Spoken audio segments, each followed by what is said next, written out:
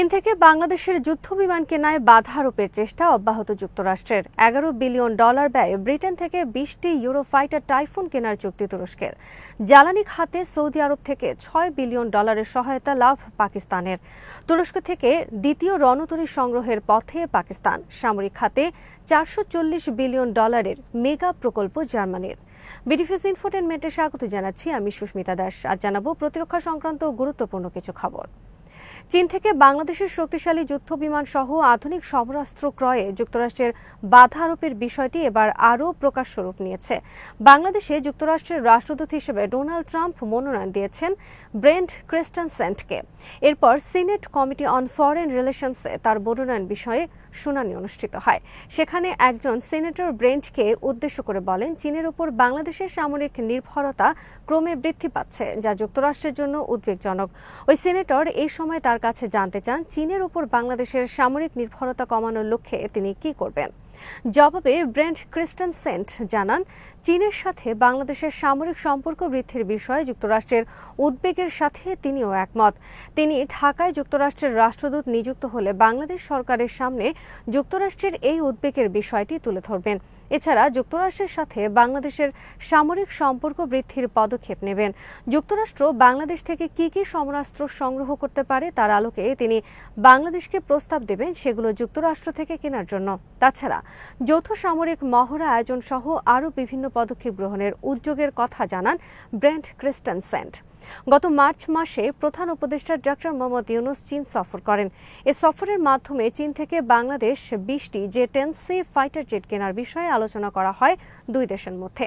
এ খবর সামনে আসার পর ঢাকায় নিযুক্ত যুক্তরাষ্ট্রের দূতাবাসের কর্মকর্তারা সরাসরি বাংলাদেশের পররাষ্ট্র মন্ত্রণালয়ের কাছে যুক্তরাষ্ট্রের আপত্তির কথা জানায়। এমনকি তারা জানতে চায় বাংলাদেশের J-10C যুদ্ধবিমান কেন দরকার। পরবর্তীতে যুক্তরাষ্ট্র দূতাবাসের এক কর্মকর্তা প্রকাশ্যে বাংলাদেশের গণমাধ্যমের কাছে স্বীকার করেন, চীন থেকে বাংলাদেশের যুদ্ধবিমান কেনার বিষয়ে যুক্তরাষ্ট্রের আপত্তি আছে এবং এতে তারা উদ্বিগ্ন। সম্প্রতি বাংলাদেশ সহ আন্তর্জাতিক বিভিন্ন গণমাধ্যমের খবরে বলা হয়, বাংলাদেশ চীন থেকে পূর্ণ প্যাকেজ সহ 20টি J-10C যুদ্ধবিমান কেনার বিষয়টি চূড়ান্ত করেছে। এই যুদ্ধবিমানের সাথে বাংলাদেশ পাবে গ্রাউন্ড বেসড শক্তিশালী HQ-9B এয়ার ডিফেন্স সিস্টেম সহ শক্তিশালী অনেক প্রতিরক্ষা ব্যবস্থা।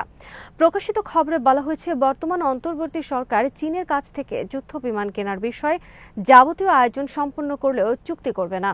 এ বিষয়ে চুক্তি করবে পরবর্তী নির্বাচিত সরকার। আর এর ফলে শেষ পর্যন্ত বাংলাদেশ এই যুদ্ধবিমান সংগ্রহ করতে পারবে কিনা তা নিয়ে বড় ধরনের সংশয় দেখা দিয়েছে। কারণ ভারত কখনো চায় না বাংলাদেশ চীন থেকে যুদ্ধবিমান সহ আধুনিক সমরাস্ত্র সংগ্রহ করুক।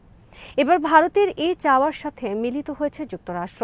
বাংলাদেশের মধ্যে বর্তমানে নানাভাবে সক্রিয় রয়েছে ভারতের দালাল শ্রেণী, যারা সর্বতোভাবে চেষ্টা করছে এই উদ্যোগ নস্যাতের।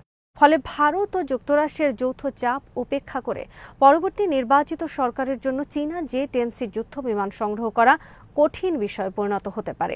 এক্ষেত্রে যুক্তরাষ্ট্রকে সন্তুষ্ট করতে বাংলাদেশকে কিনতে হতে পারে এমন সব অস্ত্র যা বাংলাদেশের তেমন কাজে আসবে না। কারণ যুক্তরাষ্ট্র মুসলিম অনেক দেশের কাছে অস্ত্র বিক্রি করলেও সেগুলো ব্যবহারের ক্ষেত্রে নানা ধরনের শর্ত দেয়।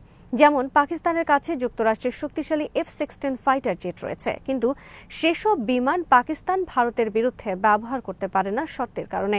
তাছাড়া দীর্ঘদিন যুক্তরাষ্ট্র পাকিস্তানকে দেয়নি এসব বিমান আধুনিকায়নের কিট ও খুচরা যন্ত্রাংশ। একইভাবে সংযুক্ত আরব আমিরাত যুক্তরাষ্ট্র থেকে বিপুল পরিমাণ F-35 5th generation fighter jet কিনতে চেয়েছিল, কিন্তু যুক্তরাষ্ট্র সেক্ষেত্রে এমন সব শর্ত আরোপ করে যার ফলে সেগুলো কিনে শোপিস হিসেবে রেখে দেওয়া ছাড়া আর কোনো কাজে আসবে না দেশটির। ফলে সংযুক্ত আরব আমিরাত ফ্রান্সের রেফালে ফাইটার জেট কেনার চুক্তি করে।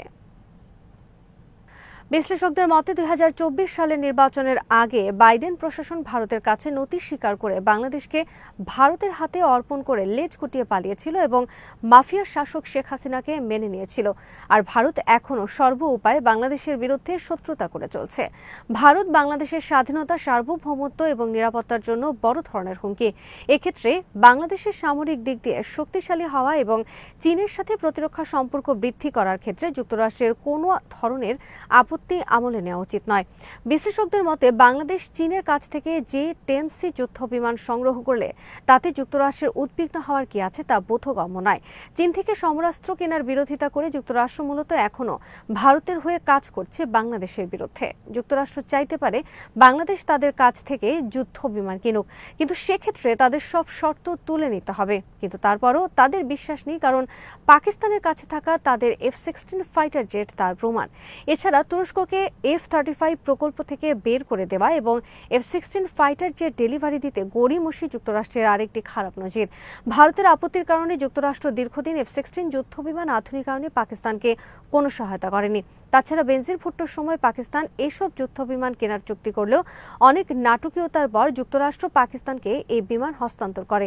যুক্তরাষ্ট্রের শর্তের কারণে একসময় পাকিস্তানের কাছে বোঝা হিসেবে পরিণত হয় F-16 ফাইটার জেট। তাছাড়া যুক্তরাষ্ট্র বিভিন্ন অজুহাতে যখন তখন যে কোনো দেশের বিরুদ্ধে সামরিক ও অর্থনৈতিক অবরোধ আরোপ করে। ফলে বাংলাদেশ যুক্তরাষ্ট্র থেকে সমরাস্ত্র কিনলেও সবসময় তাদের মন জুগিয়ে চলতে হবে সেসব সমরাস্ত্র সক্রিয় রাখা এবং ব্যবহার করতে চাইলে, অন্যথায় অবরোধ আরোপ করে অকার্যকর করে দেবে তাদের কাছ থেকে সেনা সমরাস্ত্র। $11 বিলিয়ন ব্যয়ে ব্রিটেন থেকে 20টি ইউরোফাইটার টাইফুন যুদ্ধ বিমান কেনার চুক্তি করেছে তুরস্ক।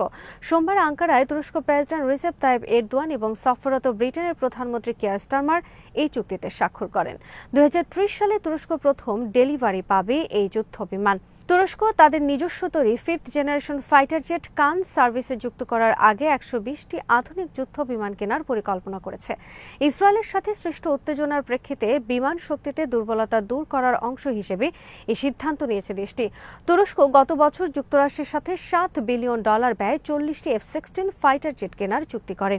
কিন্তু যুক্তরাষ্ট্র দেরি করছে এই যুদ্ধ বিমান ডেলিভারির ক্ষেত্রে। সংকট এড়াতে তুরস্ক, কাতার এবং ওমান থেকে 12টি করে মোট 24টি সেকেন্ড হ্যান্ড ইউরোফাইটার টাইফুন সংগ্রহ করবে জরুরি ভিত্তিতে। ব্রিটেন, জার্মানি, স্পেন ও ইতালির যৌথ উদ্যোগে নির্মিত ইউরোফাইটার টাইফুন একটি 4.5 জেনারেশন শক্তিশালী মাল্টিরোল ফাইটার জেট। এর রয়েছে air to air, air to ground এবং অ্যান্টিশেপ মিসাইল হামলার ক্ষমতা। আকাশে প্রতিপক্ষের যুদ্ধ বিমানের সাথে মারাত্মক ডগ ফাইটে লিপ্ত হতে সক্ষম এই ইউরোফাইটার টাইফুন। এটি 2 ইঞ্জিন বিশিষ্ট supersonic air superiority fighter jet. Gaza এবং সিরিয়া ইস্যু ঘিরে তুরস্কের সাথে ইসরায়েলের সম্পর্ক বর্তমানে তিক্ত আকার ধারণ করেছে। তুরস্কে আক্রমণেরও হুমকি দিয়েছে ইসরায়েল। অপরদিকে সাইপ্রাস ও ভূমধ্য সাগরের সীমানা নিয়ে গ্রিসের সাথেও দীর্ঘদিন ধরে উত্তেজনা চলছে তুরস্কের। এই অবস্থায় দেশটি বিমান শক্তি বৃদ্ধির উদ্যোগ নিয়েছে। পাকিস্তানের জন্য দ্বিতীয় রণতরী করভেট প্রস্তুত করেছে তুরস্ক। সোমবার তুরস্ক এই রণতরীর সফল পরীক্ষা চালিয়েছে। এ সময় আকাশ, স্থল এবং সমুদ্রের লক্ষ্যবস্তুতে সফলভাবে আঘাত করে রণতরীর গান সিস্টেম। 2020 সালে পাকিস্তান তুরস্কের সাথে 4টি করভেট রণতরী নির্মাণের চুক্তি করে।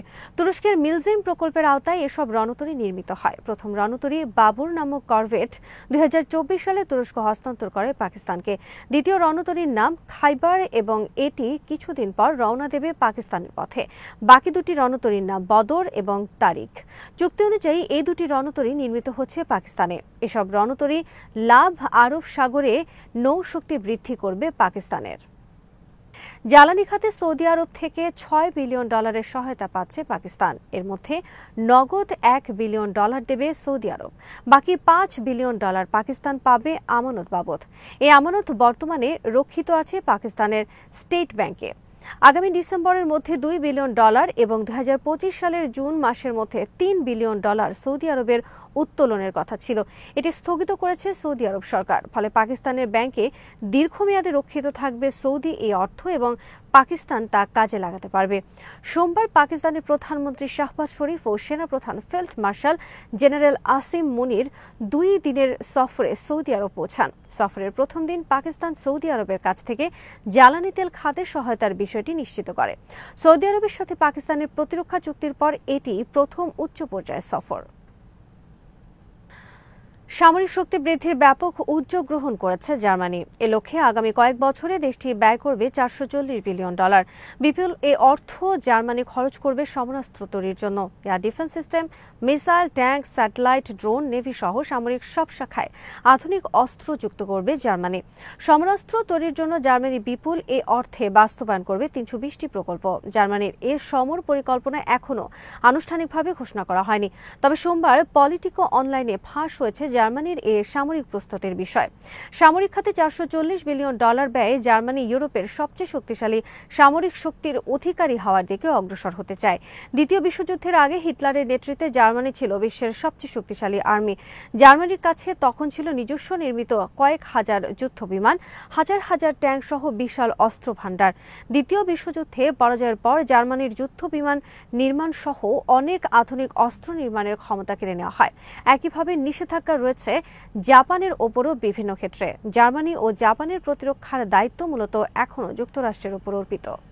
আজ এখানেই শেষ করছি। সমরাস্ত্র, প্রতিরক্ষা ও কূটনীতির নানা তথ্য জানতে চোখ রাখুন বিডিভিউজ ইনফোটেইনমেন্টে। চ্যানেলটি ভালো লাগলে সাবস্ক্রাইব করুন। সংযুক্ত থাকুন আমাদের ফেসবুক পেজে।